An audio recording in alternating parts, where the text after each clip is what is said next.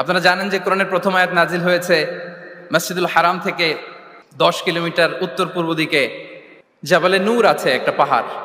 634 metre উঁচুতে একটা cave আছে, গারে হেরা। ওই হেরা গুহায় শুরু হলো কোরআনের এই নাজিল হওয়ার প্রক্রিয়া। এরপর রাসূল সাল্লাল্লাহু আলাইহি ওয়াসাল্লাম মক্কা থেকে মদিনায় গেলেন, সেখানেও নাজিল হতে লাগলো। এই কোরআন কখনো নাজিল হয়েছে ঘরের ভেতরে, কোরআন কখনো নাজিল হয়েছে বাজারে, কোরআন কখনো নাজিল হয়েছে সফরে, এই কোরআন কখনো নাজিল হয়েছে যুদ্ধের ময়দানে, এই কোরআন কখনো নাজিল হয়েছে আল্লাহর আরশে। তার মানে রাসূল যেখানে, কোরআনও সেখানে। কতটা ইন্টারেক্টিভ কিতাব!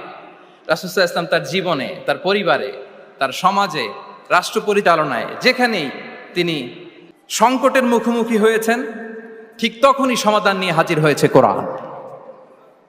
এজন্য এটা হচ্ছে the most interactive and relevant book to human being, সবচাইতে প্রাসঙ্গিক, জীবন ঘনিষ্ঠ একটা কিতাব।